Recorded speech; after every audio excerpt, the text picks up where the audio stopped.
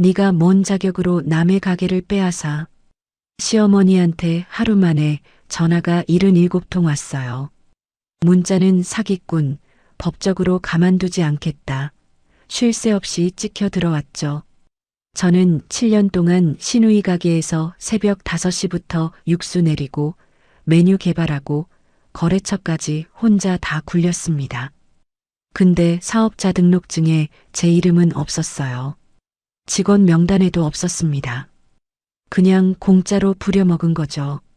남편은요, 이혼 도장 찍자마자 회사 여직원이랑 재혼한다고 청첩장을 내밀었는데 그 청첩장 인쇄 날짜가 아직 이혼도 안 됐을 때였어요. 보통 여기서 주저앉잖아요. 근데 저는 그러지 않았습니다. 연매출 10억짜리 시누이 가게를 시누이 본인도 모르게 통째로 인수해버렸어요. 그리고 다음 날 77통 전화를 남긴 시어머니한테 이렇게 말했죠. 누구신데 무슨 일이죠?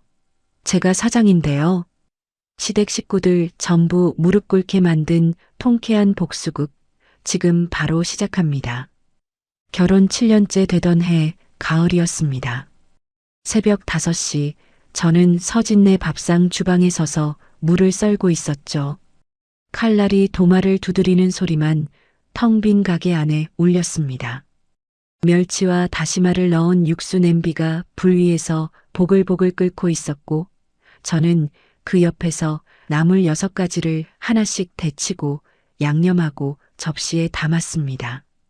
7년 동안 매일 이 시간에 이 자리에 섰습니다. 메뉴를 만들고 거래처에 전화하고 냉장고 온도를 확인하고 예약 손님 좌석을 배치하고 영업이 끝나면 바닥을 닦았죠. 그런데 사업자 등록증에는 제 이름이 없었습니다. 직원 명단에도 없었습니다. 저는 이 가게에서 아무것도 아닌 사람이었어요. 점심 영업이 끝나고 홀 정리를 하고 있는데 시누이 서진이 미용실에서 돌아왔습니다. 서진은 홀 한가운데 앉아 휴대폰을 꺼내더니 손톱으로 화면을 톡톡 두드렸습니다. 오늘도 새벽부터 직접 육수 내렸어요. 정성이 맛의 비결이죠. 서진이 입꼬리를 올리며 인스타그램에 글을 올렸습니다. 저는 행주를 짜다가 그 화면을 슬쩍 봤습니다. 7년째 같은 문장이었죠. 처음에는 속이 뒤집혔는데 이제는 그냥 고개를 돌렸습니다. 그때 가게 문이 열리더니 서진의 남편 유정환이 들어왔습니다. 유정환은 평소와 달리 인사도 없이 곧장 서진에게 다가가 뭔가를 낮은 목소리로 말했습니다. 서진의 얼굴이 굳어졌습니다. 서진이 휴대폰을 테이블에 탁 내려놓았고 유정환이 고개를 떨군 채 뒷문으로 나갔습니다. 저는 멀리서 그 장면을 봤지만 물어볼 자리가 아니었습니다. 이 집안에서 저한테 설명해주는 사람은 없었으니까요. 저녁 영업을 마치고 집에 돌아왔을 때 현관 신발장이 비어 있었습니다. 태주의 구두가 한 켤레도 없었어요. 거실에 들어서니 태주가 식탁 앞에 앉아 있었습니다. 식탁 위에 서류 한 뭉치가 놓여 있었죠. 우리 정리하자. 태주가 서류를 제 쪽으로 밀며 말했습니다. 정리라니 그게 무슨 소리야. 읽어보면 알아. 협의 이혼 서류야. 태주는 제 눈을 보지 않았습니다. 저는 서류 첫 장을 집어들었습니다. 손끝이 미세하게 떨렸죠. 이유가 뭐야? 그냥 안 맞는 거지. 오래 생각한 거야. 그 순간 태주의 주머니에서 휴대폰이 울렸습니다. 태주가 화면을 확인하더니 벌떡 일어났습니다. 전화를 받으며 현관으로 향하는 태주의 뒷모습을 바라봤습니다. 화면에 소라라는 이름이 떠있던 게 눈에 박혔어요. 다음 날 아침 시어머니 금순이 전화를 했습니다. 지금 바로 와. 시댁 거실에 도착하니 금순이 소파 한가운데 앉아 있었고 서진이 오른쪽에 팔짱을 끼고 서 있었습니다. 태주가 이혼하자고 한 거 들었지. 금순이 리모컨을 탁자에 내려놓으며 말했습니다. 어머니, 저는 이유를 아직 듣지도. 이유가 뭐가 중요해? 7년을 살았으면 남편 하나 제대로 못 챙긴 내 잘못이지. 서진이 고개를 끄덕이며 입을 열었습니다. 옳게, 솔직히 말할게. 우리 오빠가 집에 오고 싶었겠어? 매일 지친 얼굴로 밥상 차리는 사람한테 누가 가고 싶겠냐고. 저는 입을 다물었습니다. 변호 한마디 할 틈이 없었어요. 시아버지가 10년 전에 돌아가신 뒤로 이 집안의 모든 결정은 금순이 내렸습니다. 며느리의 말은 이 거실에서 한 번도 힘을 가진 적이 없었죠. 그날 저녁 태주가 늦게 들어와 거실 소파에 앉아 전화 통화를 했습니다. 요즘 감사팀이 하도 깐깐해서 신경 쓸 게 한두 개가 아니야. 태주가 넥타이를 풀며 짜증 섞인 목소리로 말했습니다. 저는 부엌에서 물컵을 들고 서서 그 말을 들었지만 그때는 그 말이 무슨 뜻인지 깊이 생각하지 않았습니다. 협의 이혼 숙려 기간 1개월이 시작됐습니다. 자녀가 없으니 1개월이면 끝이었죠. 저는 그 한 달 동안 매일 서진네 밥상에 출근했습니다. 새벽 5시에 주방에 서서 전과 똑같이 육수를 내리고 나물을 무치고 점심 영업을 하고 저녁 영업을 했습니다. 서진은 제가 주방에 들어오면 대놓고 고개를 돌렸고 금순이 가게에 오는 날이면 저를 쳐다보지도 않았습니다.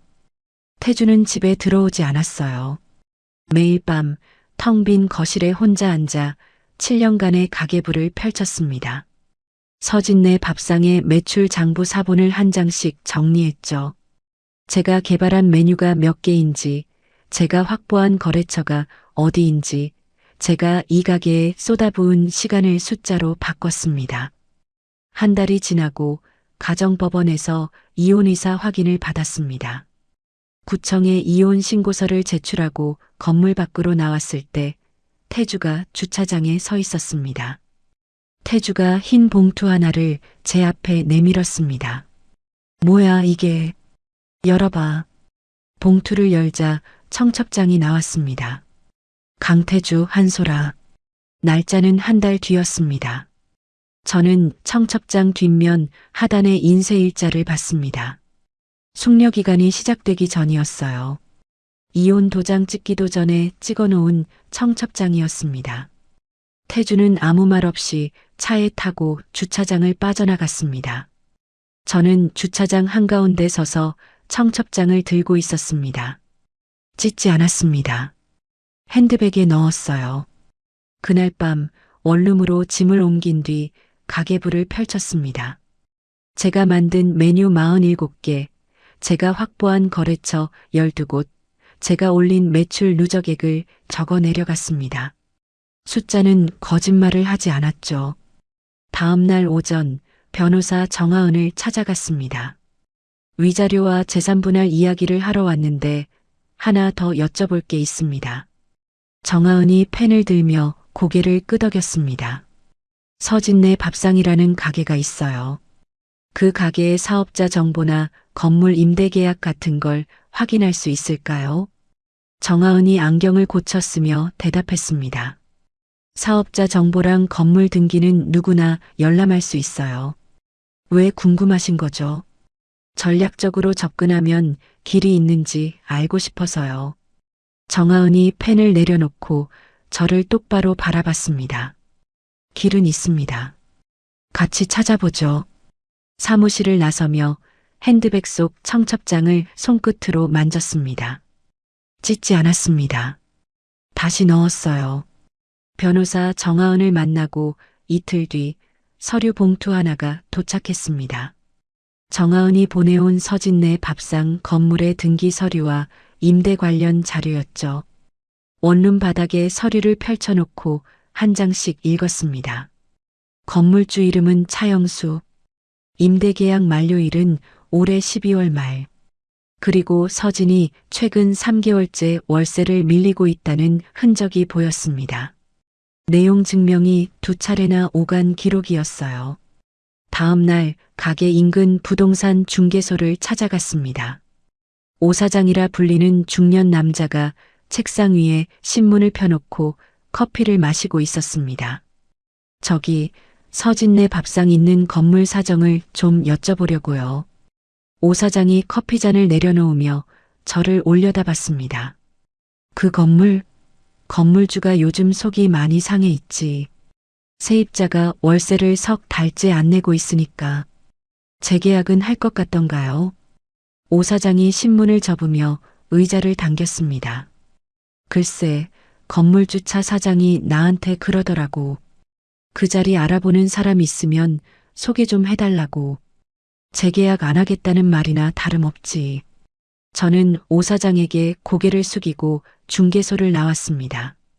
가슴이 빠르게 뛰었지만 서두르면 안 됐습니다.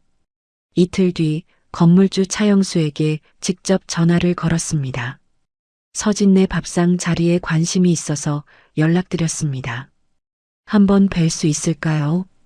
차영수는 잠깐 침묵하더니 내일 오후에 건물 1층 카페에서 봅시다라고 답했습니다. 다음 날 카페 테이블에 마주 앉은 차영수는 머리가 희끗한 남자였습니다. 저는 준비해간 서류를 테이블 위에 펼쳤습니다. 저는 서진네 밥상에서 7년간 주방을 맡았던 사람입니다. 메뉴 개발, 거래처 관리, 매출 관리를 제가 했습니다. 차영수가 서류를 한 장씩 넘기며 눈을 가늘게 떴습니다.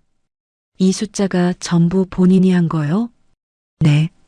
기존 세입자의 계약이 끝나면 제가 동일 업종으로 새로 계약하고 싶습니다. 월세도 현재 시세에 맞춰 올려드리겠습니다. 차영수가 서류를 내려놓고 팔짱을 꼈습니다. 관심은 가는데 기존 세입자가 재계약을 원하면 우선권이 있어. 그건 알고 있지? 알고 있습니다. 다만 인상된 월세를 감당할 수 있는지 한번 확인해 보시면 답이 나오실 겁니다. 차영수가 저를 한참 들여다보다가 고개를 천천히 끄덕였습니다.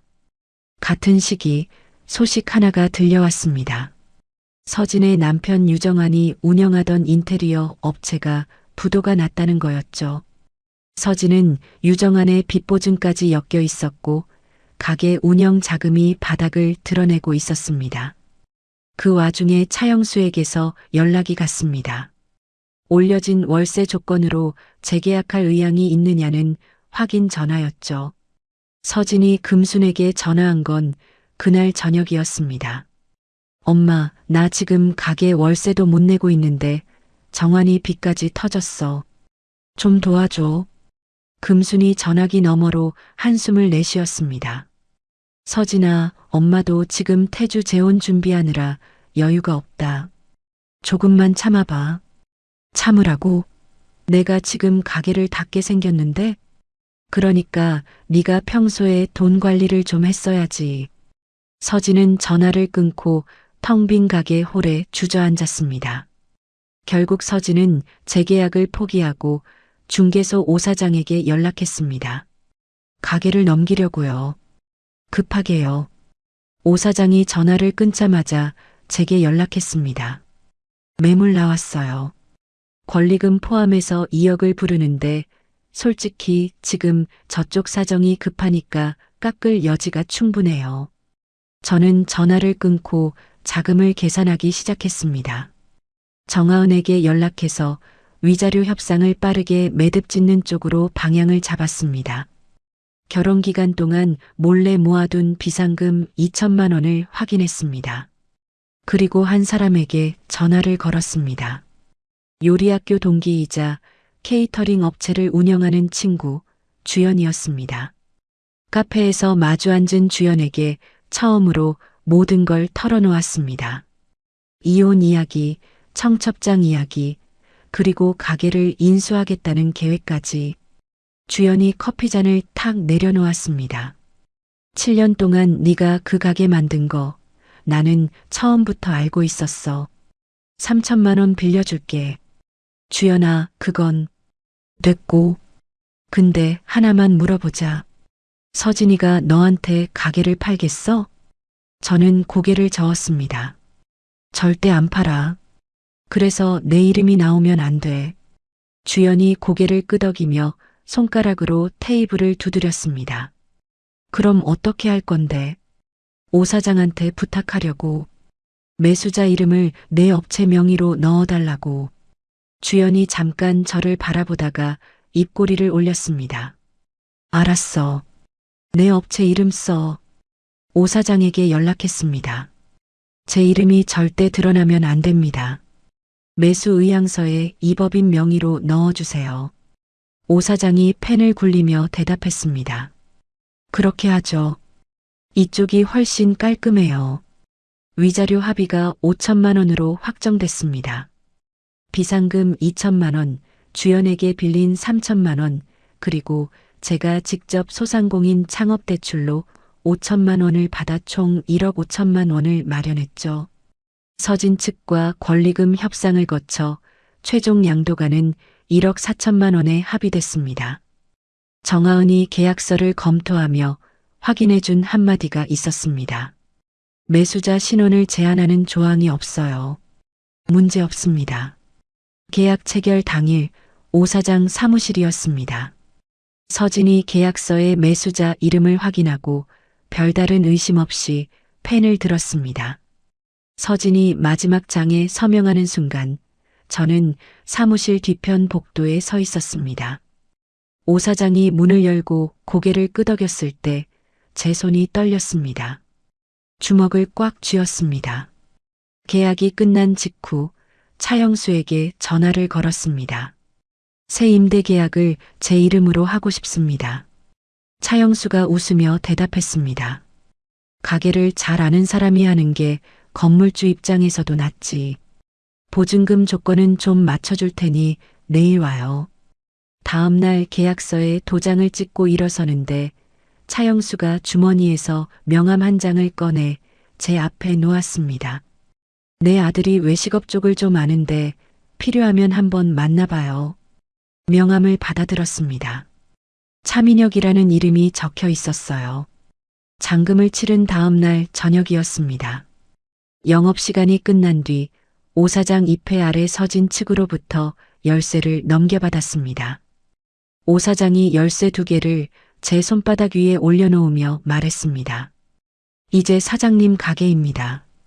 오 사장이 나가고 저는 텅 빈 주방에 혼자 섰습니다. 형광등 불빛 아래 스테인리스 조리대가 반짝였죠. 7년 동안 매일 새벽 5시에 이 자리에 섰습니다.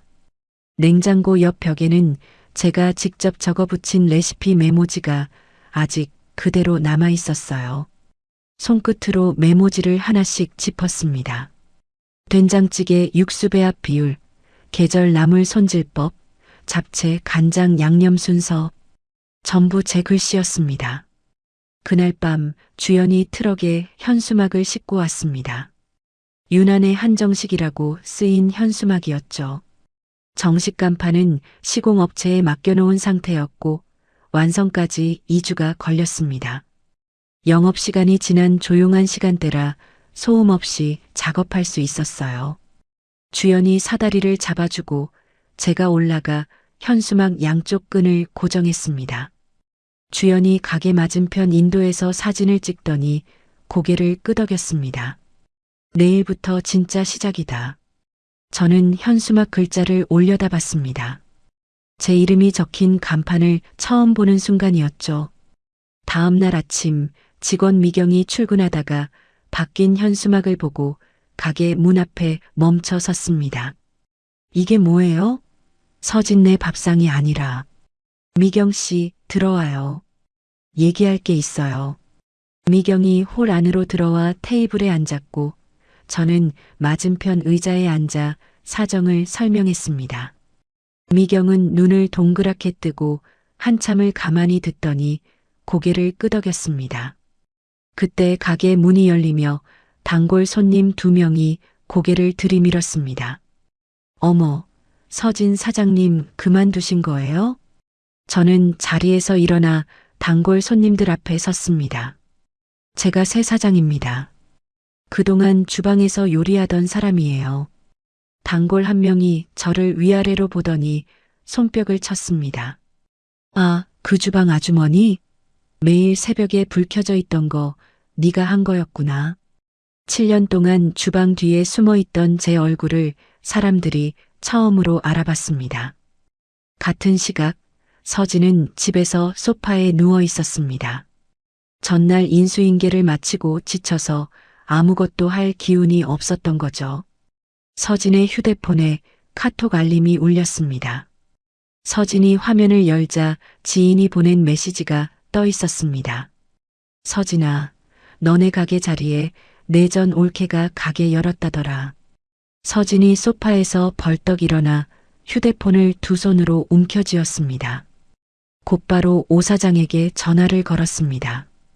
오 사장님, 그 매수자가 우리 전 올케였어요? 서윤아라고요?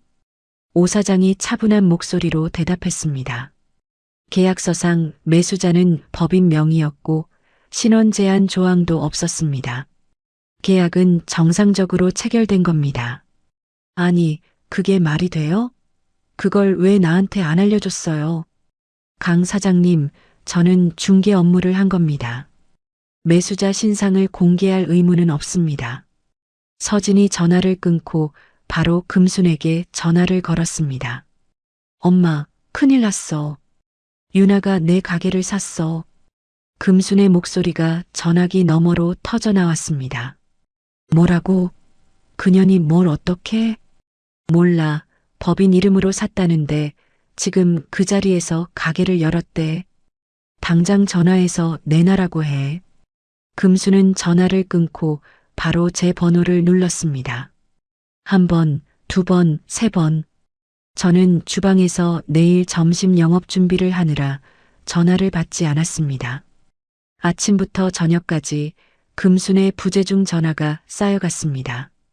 77통이었죠. 문자도 줄줄이 들어왔습니다. 당장 가게 내놔라. 사기꾼. 법적으로 가만두지 않겠다. 저녁 영업을 마치고 주방 불을 끈 뒤 금순의 78번째 전화를 받았습니다. 네가 뭔 자격으로 남의 가게를 빼앗아.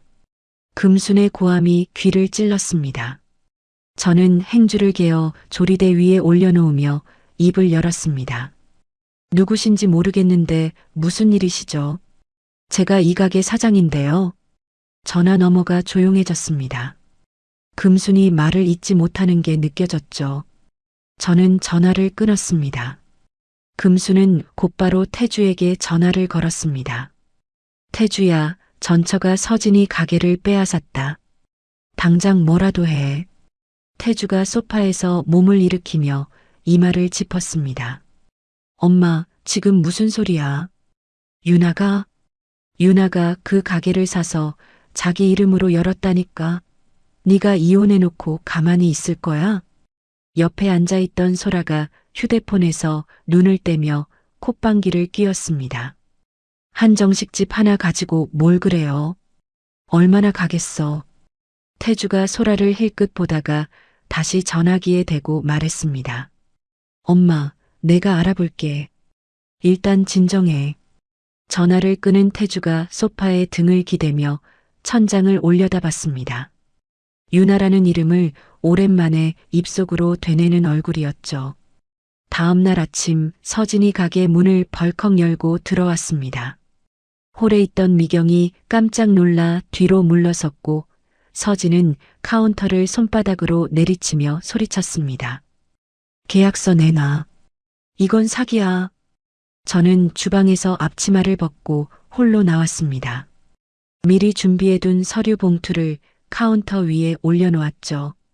영업양도 계약서, 사본이랑 변호사 의견서입니다. 읽어보세요. 서진이 봉투를 뜯어 서류를 꺼냈습니다. 의견서에는 정하은이 작성한 내용이 적혀 있었습니다. 매수자가 누구인지는 계약 효력에 영향을 주지 않는다는 내용이었죠.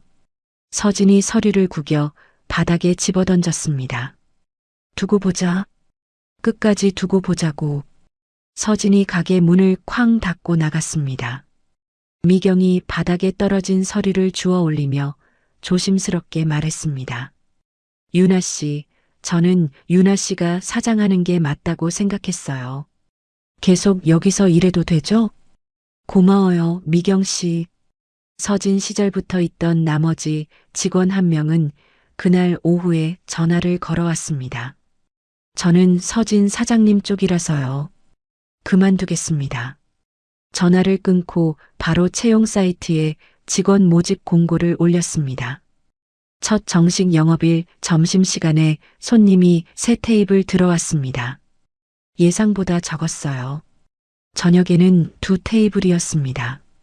마지막 테이블 손님이 계산을 하며 말했습니다. 음식 맛이 전보다 더 좋아진 것 같아요. 손님이 나간 뒤 빈 홀에 불을 하나씩 껐습니다. 마지막 스위치에 손을 올리고 잠깐 멈췄다가 내렸습니다. 어두워진 홀에서 주방 쪽 불빛만 남았죠. 내일 아침 식자재 목록을 적기 시작했습니다. 개업 첫 주가 지난 월요일이었습니다. 주방에서 장부를 펼쳐놓고 일주일치 매출을 더했습니다. 서진이 운영하던 시절의 40%에도 못 미쳤어요. 미경이 홀 정리를 마치고 주방으로 들어오더니 조심스럽게 입을 열었습니다. 유나 씨, 저 아까 단골 김 여사님한테 전화 왔었거든요. 무슨 전화였는데요? 미경이 앞치마 끈을 만지작거리며 말했습니다. 서진 전 사장님이 단골들한테 단체 문자를 보냈대요. 가게를 사기당했다. 전 며느리가 레시피를 훔쳐갔다. 이런 내용으로요. 저는 칼을 내려놓고 도마 위 물을 바라봤습니다. 손님이 안 오는 이유가 음식 맛이 아니었던 거죠. 수요일 점심시간 가게 문이 열리더니 조끼를 입은 남자 2명이 들어왔습니다. 구청 위생 담당이었어요. 익명신고가 접수돼서 점검 나왔습니다. 저는 주방 문을 활짝 열고 냉장고 온도 기록표와 식자재 유통기한 표시를 하나씩 보여줬습니다. 담당자가 기록표를 넘기며 고개를 끄덕였습니다. 문제 없네요. 통과입니다. 담당자가 서류를 가방에 넣으며 슬쩍 말했습니다. 근데 사장님, 이 가게에 최근 신고가 3건 들어왔어요. 참고만 하세요. 담당자들이 나간 뒤 저는 점검 서류를 다시 펴봤습니다. 신고 내용 중에 주방 왼쪽 배수구 덮개가 헐겁다는 항목이 있었어요. 이건 이 주방을 속속들이 아는 사람만 쓸 수 있는 표현이었습니다. 서진 혼자 한 게 아닐 수도 있다는 생각이 스쳤죠. 저녁에 주연에게서 카톡이 왔습니다. 캡처 사진 한 장이 딸려 있었어요. 소라의 부계정으로 보이는 계정에 올라온 게시물이었습니다. 서진네 밥상 새 사장, 전 남편 가게 빼앗은 여자라는 제목 아래 제 가게 사진이 붙어 있었죠. 주연이 메시지를 보냈습니다. 이거 소라 부계정이야. 내가 캡처 다 해놨어. 다음 날 오전 정아은 변호사 사무실을 찾아갔습니다. 캡처본과 위생신고 서류를 테이블 위에 늘어놓았습니다. 정아은이 서류를 하나씩 읽더니 안경을 벗고 말했습니다. 지금 바로 소송하자는 말씀 아니시죠? 아니요. 어떻게 해야 하는지 여쭤보려고요. 지금은 증거를 쌓으세요. 내용 증명으로 경고만 보내는 게 맞습니다. 섣불리 소송하면 오히려 소문만 더 퍼져요. 정아은이 펜을 들고 메모지에 적었습니다. 서진 씨와 소라 씨 양쪽에 경고 내용 증명을 보내겠습니다. 소라 씨 게시물은 삭제 요청도 같이 넣을게요. 내용 증명이 발송된 뒤 소라는 해당 게시물을 지웠습니다. 하지만 주연이 확인해 보니 비공개 단톡방에서는 여전히 제 가게에 대한 험담이 이어지고 있었어요. 서진은 내용 증명을 받고 유정환에게 전화를 걸었습니다. 변호사까지 붙였어. 유나가 나한테 변호사를 보내. 금순이 옆에서 전화기를 빼앗으며 말했습니다. 겁먹지 마. 절대 지면 안 돼. 내가 방법을 찾을 테니까. 같은 주 저는 지갑에서 명함 한 장을 꺼냈습니다. 차영수가 건네준 명함이었죠. 차민혁이라는 이름 아래 번호가 적혀 있었고 잠깐 망설이다가 전화를 걸었습니다. 카페에서 마주 앉은 민혁은 안경을 쓴 단정한 인상의 남자였습니다. 해외에서 외식업 경영을 공부하고 돌아와 아버지 건물 관리를 돕고 있다고 했죠. 아버지한테 가게 이야기는 들었습니다. 현재 상황을 좀 들려주실 수 있으세요? 저는 메뉴판과 일주일치 매출표를 테이블에 펼쳤습니다. 민혁이 메뉴판을 찬찬히 넘기더니 매출표 위에 펜으로 동그라미를 몇 개 그렸습니다. 음식 경쟁력은 충분한데 콘셉트가 안 보이고 홍보가 약합니다. 의견을 드릴 수 있습니다. 며칠 생각해 보겠습니다. 그 주 내내 혼자 상권 분석을 해봤습니다. 주변 식당 메뉴와 가격대를 비교하고 유동 인구를 관찰했지만 마케팅은 제 영역이 아니었어요. 주연과 전화 통화를 하며 고민을 꺼냈습니다. 민혁이라는 사람, 능력은 있어 보여. 근데 남의 도움을 받으면 내 가게가 아닌 것 같아서 주연이 전화기 너머로 혀를 찼습니다. 야, 도움받는 거랑 빼앗기는 건 다른 거야. 조건을 네가 정하면 되잖아. 다음 날 민혁에게 전화를 걸었습니다. 사업 조언을 받되 경영이랑 메뉴는 전부 제가 결정하는 조건으로 함께하고 싶습니다. 민혁이 웃으며 대답했습니다. 당연하죠. 사장님 가게니까요. 태주와 소라의 재혼식 날이었습니다. 저는 가게 주방에 서서 점심 예약 손님상을 차리고 있었죠. 주연이 홀에 들어오더니 휴대폰 화면을 제 앞에 내밀었습니다. 결혼식 사진이었어요. 안 봐도 돼. 나도 알아. 근데 네가 혹시 모르고 다른 데서 볼까 봐. 저는 화면을 한번 보고 고개를 돌렸습니다. 저녁 예약 손님이 세 테이블이었고 제가 집중할 곳은 주방이었습니다. 영업이 끝나고 홀 불을 끈 뒤 빈 주방에 잠깐 서 있었습니다. 손이 조리대 위에 멈춰 있었어요. 잠시 뒤 서랍에서 메모지를 꺼내 내일 시식 준비물 목록을 적기 시작했습니다. 민혁과의 첫 공식 미팅 자리에서 제 구상을 꺼냈습니다. 1인 한정식 코스로 특화하고 싶어요. 민혁이 노트북을 열어 상권 분석 자료를 보여줬습니다. 이 동네 1인 가구 비율이 높고 프리미엄 1인 한정식을 하는 곳이 없습니다. 방향이 맞습니다. 기존 메뉴를 과감하게 줄이고 계절 코스 3종을 새로 개발하는 계획을 세웠습니다. 리뉴얼 준비 중에 소규모 시식회를 열었습니다. 미경이 데려온 지인이 음식 사진을 찍어 블로그에 올렸죠. 서진네 밥상 자리에 새 가게가 생겼는데 오히려 더 맛있다는 후기가 달렸습니다. 서진이 퍼뜨린 소문과 정반대되는 이야기가 돌기 시작했어요. 서진은 그 블로그 글을 보고 금순에게 전화를 걸었습니다. 엄마, 나 맞은편에 가게를 다시 열 거야. 전현을 밀어내겠어. 금순이 이를 악물며 대답했습니다. 내 노후 적금이랑 보험 해약하면 돈이 좀 나온다. 그걸로 해. 오빠한테도 얘기할게. 태주가 전화를 받고 잠깐 뜸을 들이다가 말했습니다. 재혼 축의금 일부를 보탤게. 근데 서진아, 진짜 되겠어?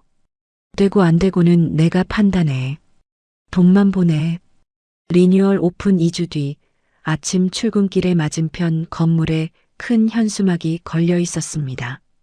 원조 서진네 밥상, 30년 전통의 원조가 돌아왔습니다.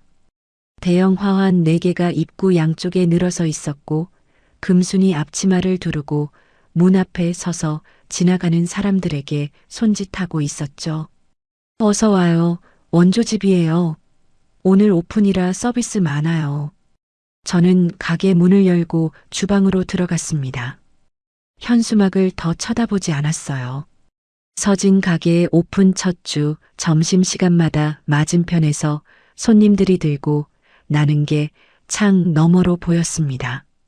미경이 저녁 정산을 마치고 계산기를 내려놓으며 말했습니다. 유나 씨, 점심 매출이 지난주보다 30% 빠졌어요. 알아요. 괜찮으세요? 저는 앞치마를 접으며 대답했습니다. 처음 열었을 때 반짝 손님은 한 달이면 정리돼요. 우리는 음식에 집중해요. 미경이 고개를 끄덕이고 홀로 나간 뒤 혼자 장부를 펼쳤습니다. 이 속도로 매출이 빠지면 석 달 안에 운영 자금이 바닥나는 계산이 나왔죠. 펜을 쥔 손에 힘이 들어갔습니다. 다음 날 카페에서 민혁을 만났습니다. 민혁이 맞은편 서진 가게의 메뉴판 사진을 테이블에 올려놓으며 말했습니다. 양도 많고 가격도 싸요. 정면으로 같은 판에서 붙으면 소모전이 됩니다. 그러면 어떻게 해야 하죠? 민혁이 펜으로 메뉴판 위를 짚었습니다. 서진 씨가 줄 수 없는 걸로 승부하세요. 사장님의 코스 한정식은 저쪽에서 절대 못 따라합니다.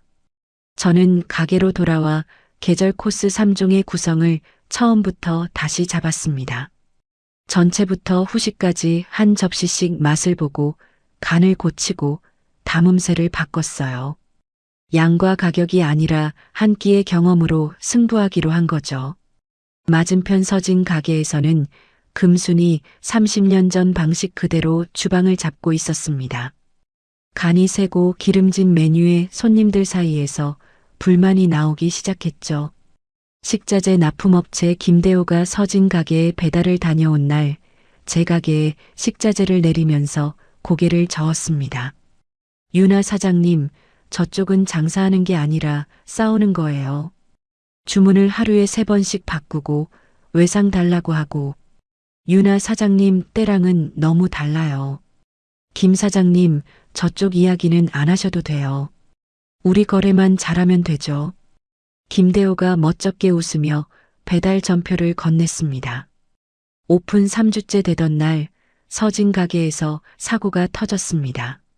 손님 한 명이 식사 후 배탈을 일으켰고 보건소에 신고가 접수됐죠. 서진이 금순에게 전화를 걸었습니다. 엄마, 손님이 배탈 났대. 보건소에서 연락 왔어. 뭐? 내가 30년 넘게 밥을 했는데 그런 일이 어딨어. 재료가 문제야. 김대호한테 전화해. 엄마, 김 사장님한테 뭐라고 해. 우리가 보관을 잘못한 건데. 시끄러. 그 사람한테 책임 물어야지. 서진이 김대호에게 전화를 걸어 따졌고 김대호는 전화를 끊자마자 거래 조건을 까다롭게 바꿨습니다. 선불 아니면 배달 안 하겠다는 통보였죠. 같은 시기 제 가게의 1인 코스 한정식 사진을 블로그와 인스타그램에 꾸준히 올렸습니다. 2030 여성 손님들의 예약 전화가 하나둘 늘었어요. 어느 날 점심시간에 혼자 온 여자 손님이 음식 사진을 한 접시씩 찍더니 다음 날 블로그에 숨은 맛집 발견이라는 제목으로 후기를 올렸습니다. 그 글이 퍼지면서 주말 예약이 2주 앞까지 차기 시작했죠. 그러자 소라가 다시 움직였습니다. 지인 계정 여러 개를 동원해 제 가게에 별점 하나짜리 후기를 올렸어요. 위생 불량, 맛없음, 사장 불친절 같은 내용이었습니다. 저는 각 후기에 직접 답글을 달았습니다. 안녕하세요. 유난의 한정식 사장 서유나입니다. 말씀하신 내용을 확인해 보니 해당 날짜에 예약이나 방문 기록이 없습니다. 혹시 다른 가게와 혼동하신 건 아닌지 확인 부탁드립니다. 오히려 다른 손님들이 제 답글 아래에 댓글을 달기 시작했습니다. 사장님 답변 진짜 성실하다. 가짜 후기인 거 티나네요. 같은 반응이었죠. 악성 후기가 되려 관심을 끌어오는 꼴이 됐습니다. 서진 가게의 매출이 오픈 한 달 만에 바닥을 찍었습니다. 인테리어비와 인건비를 회수할 기미가 보이지 않자 서진이 태주에게 전화를 걸었습니다. 오빠, 돈 좀 더 보내줘. 이러다가 여기도 문 닫게 생겼어. 태주가 한숨을 내쉬며 대답했습니다. 서진아, 나도 지금 힘들어. 회사에서 하도급 관련 내부 감사가 시작됐어. 돈 보탤 형편이 안 돼. 오빠, 처음에 축의금 보태준다고 한 건 오빠잖아. 그때랑 지금이 다르다고. 나도 내일이 급해. 서진이 전화를 끊고 빈홀 의자에 털썩 앉았습니다. 저는 매출이 오르고 있었지만 방심하지 않았습니다. 민혁의 소개로 외식업계 소모임에 참석했죠. 작은 식당에서 업계 사람들 10명 남짓 모인 자리였습니다. 인사를 나누고 있는데 양복을 입은 남자 한 명이 다가와 명함을 내밀었습니다. 김상우입니다. 외식 프랜차이즈 쪽을 하고 있는데 1인 한정식 콘셉트가 독특하더라고요. 나중에 이야기 좀 나눠보고 싶습니다. 명함을 받아들었습니다. 외식 프랜차이즈 업체 대표라고 적혀 있었어요. 그달 말 장부를 정리했습니다. 월 매출이 서진 시절 최고치의 70%를 회복했죠. 고개를 들어 창 너머를 봤습니다. 맞은편 서진 가게의 점심시간인데 빈 테이블이 절반이었습니다. 저는 장부를 덮고 내일 신메뉴 시험 조리에 쓸 재료 목록을 적기 시작했습니다. 제 가게의 월 매출이 처음으로 서진 시절 최고치를 넘어선 달이었습니다. 1인 한정식 코스가 지역 맛집 순위에 올랐고 평일 점심에도 대기 손님이 생기기 시작했죠. 맞은편 서진 가게는 점심 영업만 간신히 유지하고 있었습니다. 저녁에는 불이 꺼진 날이 더 많았어요. 그 즈음 태주의 회사에서 내부 감사 결과가 나왔습니다. 태주가 관여한 하도급 비자금 문제가 적발돼서 징계위원회에 넘어간 거죠. 태주가 서진에게 전화를 걸었습니다. 서진아, 가게 오픈할 때 내가 보탠 축의금 있잖아. 그거 돌려줄 수 있어? 서진이 싱크대에 기대서서 전화를 받으며 목소리를 높였습니다. 오빠, 그 돈 이미 다 쓴 거 모르면서 그래? 인테리어비랑 보증금으로 다 나갔어. 서진아, 나 지금 변호사비도 없어. 진짜 급하다고. 나도 급해. 여기 직원 월급도 밀리고 있다고. 서진이 전화를 끊고 휴대폰을 조리대 위에 내던졌습니다. 서진 가게에서 직원 급여가 2달째 밀렸습니다. 주방 보조 2명이 같은 날 사표를 냈죠. 금순이 혼자 주방과 홀을 오가며 버텼습니다. 국을 끓이다가 홀로 뛰어나가 주문을 받고 다시 주방으로 돌아와 반찬을 담았어요. 그러던 어느 점심시간 금순이 무거운 냄비를 들고 가다가 주방 바닥에 쓰러졌습니다.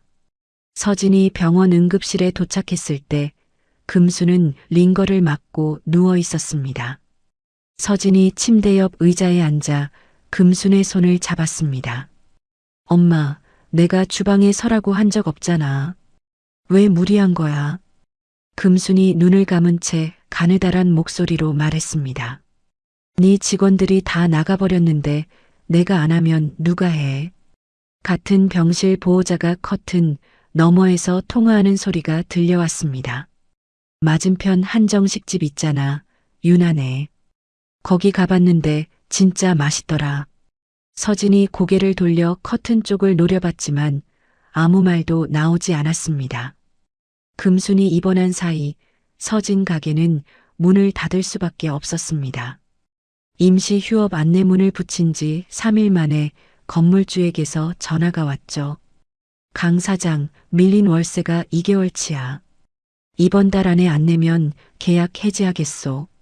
서진이 급하게 중개소에 가게를 내놨지만 오 사장이 고개를 저었습니다. 솔직히 말씀드리면 권리금은 못 받으실 거예요. 원상복구비를 내셔야 할 판입니다. 서진이 중개소 의자에 앉은 채 두 손으로 얼굴을 감쌌습니다.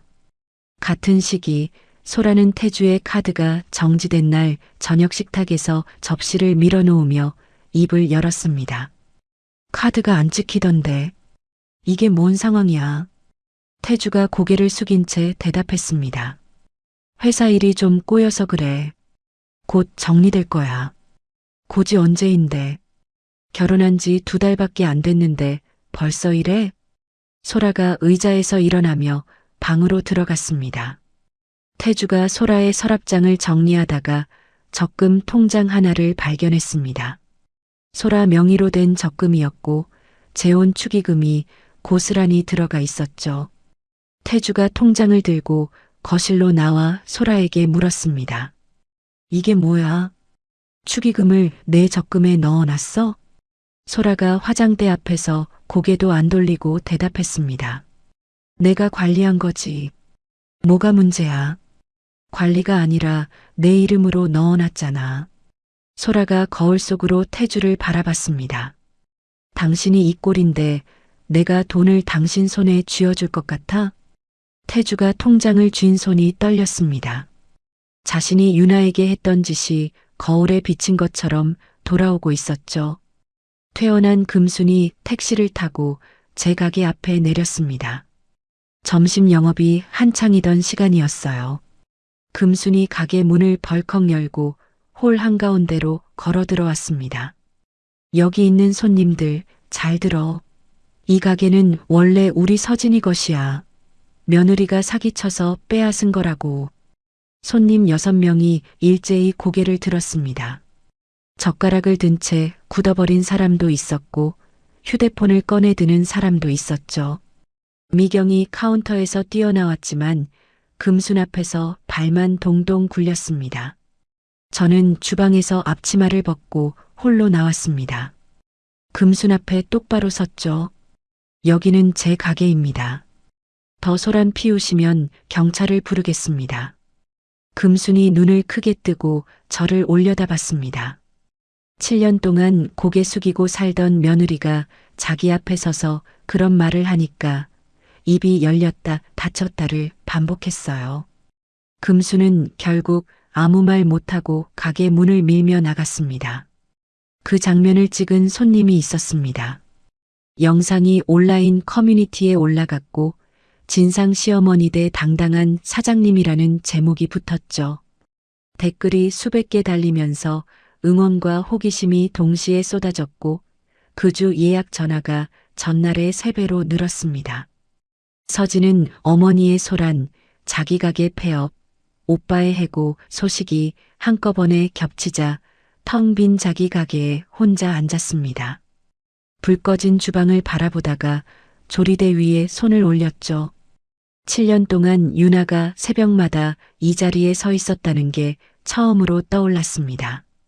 그때 나는 뭘 했지? 서진이 혼잣말을 하고는 고개를 떨궜습니다. 태주는 회사에서 최종 해고 통보를 받았습니다. 소라는 거실에 캐리어를 꺼내놓으며 말했습니다. 정리할 게 있어. 내 짐 빼는데 일주일이면 돼. 태주가 소파에 앉은 채 소라를 올려다봤습니다. 벌써 나갈 거야? 이렇게? 이렇게가 뭐야? 당신이 나한테 보여준 게 뭔데? 소라가 현관문을 열고 캐리어를 끌며 나갔습니다. 태주가 금순에게 전화를 걸었습니다. 엄마, 소라가 나간대. 금순의 목소리가 차갑게 돌아왔습니다. 네가 이혼만 안 했어도 이런 일 없었다. 유나가 있었으면 이 집안이 이 꼴이 됐겠냐. 태주가 전화를 끊고 빈 거실에 앉아 있었습니다. 자기가 버린 게 유나가 아니라 자기 인생의 유일한 안전망이었다는 걸 이제야 깨달은 얼굴이었죠. 그날 저녁 서진이 구청에 폐업 신고를 하고 빈 매장으로 돌아왔습니다. 조명 스위치에 손을 올리고 잠깐 멈췄다가 불을 껐습니다. 같은 시각 저는 만석인 홀을 바라보고 있었습니다. 카운터에 앉아 다음 시즌 메뉴 기획안을 펼쳐놓고 펜을 들었죠. 서진 가게가 폐업하고 2주가 지났습니다. 제 가게의 월 매출이 1억을 넘겼어요. 연간으로 환산하면 서진 시절을 넘어서는 숫자였죠. 민혁이 가게에 들러 매출표를 보더니 고개를 끄덕였습니다. 축하합니다, 사장님. 그리고 하나 말씀드릴 게 있는데 지난번에 명함드렸던 김상우 대표가 2차 미팅을 원합니다. 2호점 이야기요? 네. 관심 있으시면 제가 자리를 잡겠습니다. 저는 카운터 위 장부를 손끝으로 두드리며 대답했습니다. 아직 1년도 안 됐는데 좀 이르지 않을까요? 이르다고 생각하시는 게 오히려 좋습니다. 신중하게 검토하시면 되니까요. 저는 잠깐 생각하다가 고개를 끄덕였습니다. 자리 잡아주세요. 듣는 것까지는 해볼게요. 해고된 태주는 매일 면접을 보러 다녔지만 번번이 떨어졌습니다. 건설업계에서 비자금건으로 잘린 사람을 받아주는 곳은 없었죠. 어느 저녁 태주가 원룸에 돌아오니 식탁 위에 서류 봉투가 놓여 있었습니다. 소라가 두고 간 이혼 서류였어요. 메모지 한 장이 끼워져 있었습니다. 위자료 필요 없어. 대신 내 이름으로 옮긴 건 그대로 가져갈게. 축의금도 내가 관리하던 거니까 건드리지 마. 태주가 메모지를 구기고 소파에 앉았습니다. 재혼 때 받은 축의금까지 소라 손에 있었다는 걸 그제야 확인한 거였죠. 결혼 2달 반 만이었습니다. 금수는 딸의 폐업, 아들의 해고와 이혼, 자기 병원비가 한꺼번에 겹치면서 생활이 쪼들리기 시작했습니다. 오랫동안 연락을 끊었던 신우이에게 전화를 걸었죠.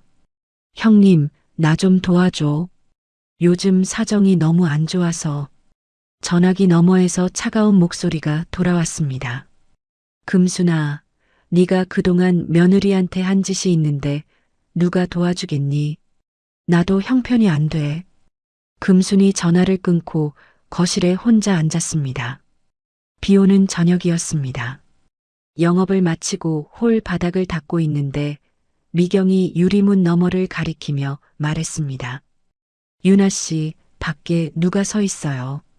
고개를 들어보니 태주였습니다. 우산도 없이 가게 앞에 서서 비를 맞고 있었죠. 저는 걸레를 내려놓고 바깥으로 나갔습니다. 무슨 일이야? 태주가 젖은 머리카락을 쓸어 올리며 입을 열었습니다. 잠깐만 시간 좀 줄 수 있어? 저는 가게 처마 아래에 섰습니다. 태주가 제 앞에 서서 고개를 숙였어요. 미안해. 진짜 미안해, 유나야. 네가 7년 동안 뭘 했는지 그때는 몰랐어. 아니, 알면서도 안 본 거야. 나는 최악이었어. 태주의 목소리가 갈라졌습니다. 진심인 건 느껴졌어요. 하지만 그 안에 절박함이 섞여 있다는 것도 알았습니다. 저는 그 2가지를 또렷하게 구분할 수 있었죠. 태주의 말이 끝날 때까지 기다렸습니다. 사과는 들었어. 태주가 고개를 들었습니다. 네가 지금 필요한 건 사과가 아니야. 스스로 일어서는 거야. 나는 더 이상 내 안전망이 아니야. 태주가 입을 벌렸다가 다물었습니다. 아무 말도 하지 못한 채 빗속으로 한 발씩 걸어갔어요. 저는 태주의 뒷모습을 보다가 가게 문을 열고 안으로 들어갔습니다. 7년 결혼 생활에서 남은 마지막 찌꺼기가 비에 씻겨 내려가는 기분이었죠. 다음 주 민혁과 함께 김상우 대표를 만났습니다. 김상우가 서류를 펼치며 말했습니다. 유난의 한정식 2호점을 정식으로 제안드립니다. 저희 쪽에서 입지 선정과 초기 투자를 맡고 브랜드 운영은 사장님 중심으로 가는 구조입니다. 저는 서류를 한 장씩 넘기며 물었습니다. 메뉴 결정은 누가 하죠? 당연히 사장님이시죠. 브랜드 품질 관리도요. 제가 직접 기준을 잡고 관리하겠다는 조건이 들어가야 합니다. 김상우가 잠깐 민혁을 보다가 고개를 끄덕였습니다. 수용하겠습니다. 직영 형태로 가시죠. 서류에 조건을 추가하고 다음 미팅 일정을 잡았습니다. 며칠 뒤 서진에게서 연락이 왔습니다. 카페에서 마주 앉은 서진은 예전과 달랐어요. 화장기 없는 얼굴에 눈밑이 거뭇했고 목소리도 낮았습니다. 유나야, 가게를 네가 해야 맞았던 거 이제는 알아. 저는 커피잔을 내려놓고 서진을 바라봤습니다. 근데 그때 정체를 숨기고 산 건 아파.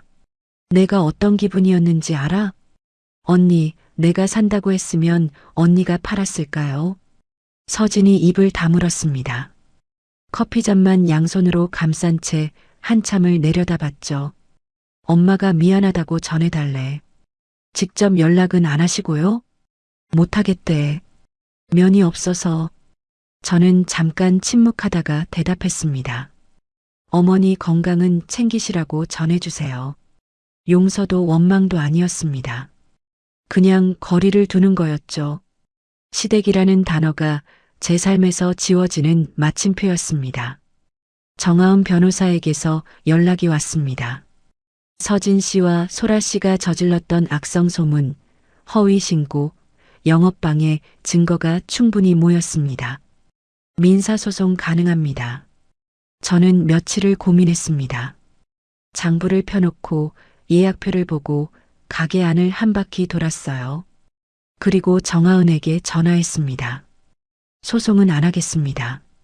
이미 결과가 나왔으니까요. 정아은이 잠깐 뜸을 들이다가 대답했습니다. 알겠습니다. 사장님 판단을 존중합니다. 김상우 대표와의 미팅이 끝난 날 가게 앞에서 민혁이 말했습니다. 오늘 미팅에서 사장님 정말 대단했습니다. 민혁 씨 도움이 컸어요. 민혁이 고개를 저으며 대답했습니다. 그건 틀렸습니다. 전부 사장님이 해낸 겁니다. 저는 민혁을 보다가 슬쩍 고개를 돌렸습니다. 가게 간판 위로 가로등 불빛이 번지고 있었어요. 2호점 오픈을 일주일 앞둔 봄이었습니다. 가게를 인수한 지 1년 반이 지나 있었죠. 새 매장의 인테리어 마감을 확인하고 직원들 교육을 직접 진행했습니다. 미경을 2호점 매니저로 발령냈어요. 미경이 발령 서류를 받아들고 눈을 깜빡였습니다. 저요? 제가 매니저요?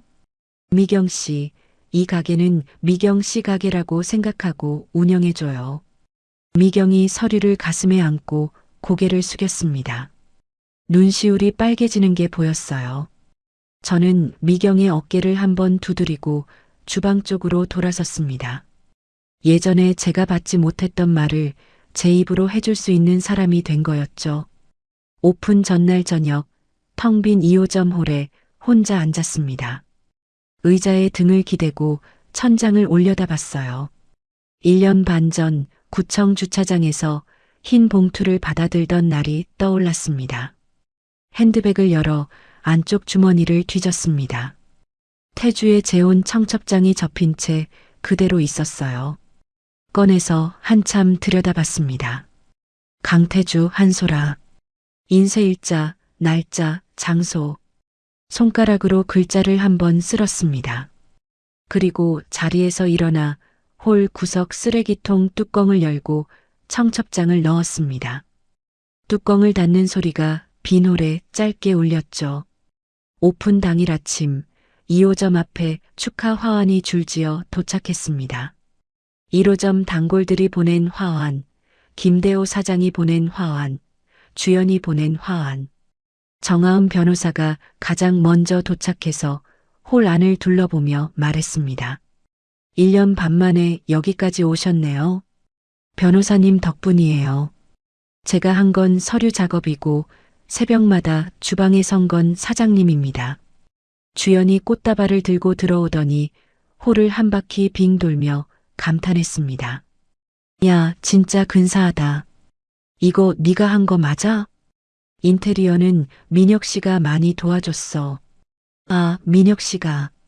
주연이 눈을 가늘게 뜨며 웃었고 저는 못 본 척 화환 리본을 정리했습니다. 김대호 사장이 식자재 박스를 직접 들고 와서 주방에 내려놓으며 말했습니다. 사장님, 2호점 식자재도 제가 맡아도 되겠죠? 당연하죠, 김 사장님. 1호점부터 함께 해주셨는데요. 김대호가 주방을 둘러보며 뿌듯한 표정을 지었습니다. 민혁이 아버지 차영수와 함께 도착했습니다. 차영수가 홀 안을 보더니 고개를 끄덕였습니다. 1호점 처음 계약할 때 보증금도 빠듯하던 사람이 2호점까지 내는 걸 보니 내 안목이 틀리지 않았어. 민혁이 아버지 옆에서 짧게 축사를 했습니다. 1년 반 전 아버지가 명함 하나 건네준 게 저한테도 큰 인연이 됐습니다. 유난의 한정식의 새 출발을 축하합니다. 리본 커팅을 앞두고 잠깐 주방으로 들어갔습니다. 심호흡을 한번 크게 했어요. 그때 주머니 속 휴대폰이 진동했습니다. 화면을 켜니 서진에게서 문자가 와 있었습니다. 2호점 축하한다. 잘 됐으면 좋겠다. 화면을 한번 보고 껐습니다. 답장은 보내지 않았어요. 주방 문을 밀고 홀로 나갔습니다. 리본 커팅 자리에 모인 사람들 앞에 섰습니다. 정아은, 주연, 김대호, 민혁, 차영수, 미경, 직원들, 그리고 1호점 단골 손님 몇 명. 저를 응원하는 사람들에 둘러싸인 건 처음이었습니다. 가위를 들고 리본 앞에 서서 입을 열었습니다. 이 가게는 7년간 이름 없이 일했던 사람이 자기 이름을 되찾은 곳입니다. 감사합니다. 가위로 리본을 잘랐습니다. 박수 소리가 홀 안을 가득 채웠죠. 첫 영업이 끝났습니다. 점심과 저녁 모두 만석이었어요. 마지막 손님을 배웅하고 홀 정리를 마친 뒤 민혁이 카운터에 기대서며 말했습니다. 축하 겸 저녁 같이 하실래요?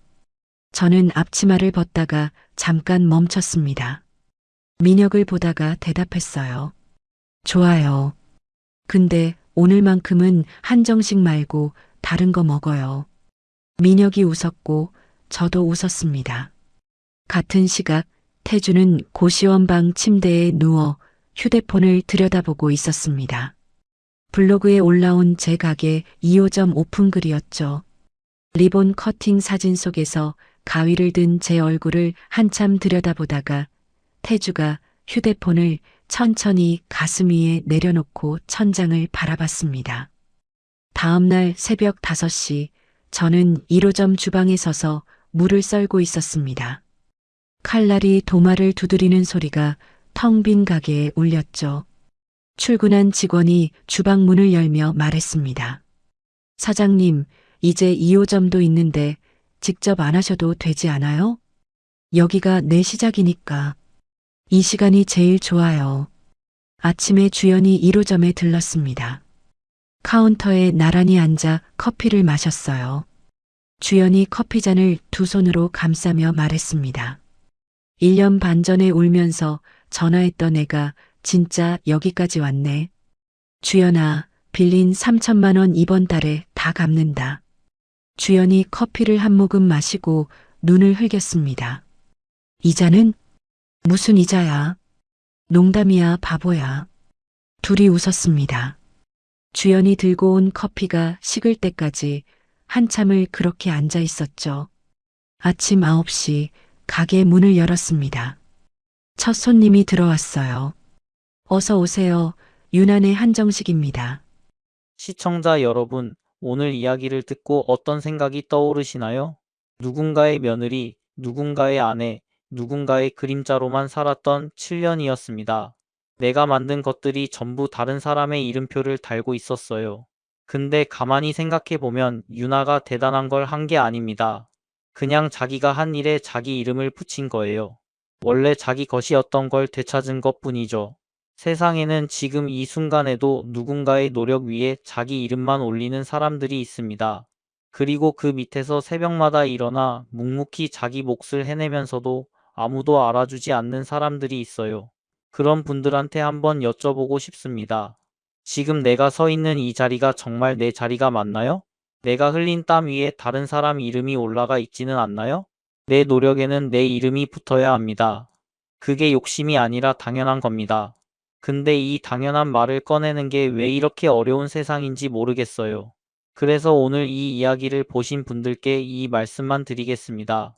당신이 만든 것에 당신의 이름을 올리세요. 그게 늦은 때란 건 없습니다. 오늘 이야기 끝까지 시청하셨다면 오늘의 주인공에게 전하고 싶은 말을 댓글로 남겨주세요. 여러분의 댓글이 오늘 주인공에게 여러 경험과 큰 영향력을 줄 겁니다. 그럼 다음 이야기도 여러분의 가슴을 뻥 뚫어줄 시원한 이야기로 찾아뵙겠습니다. 감사합니다.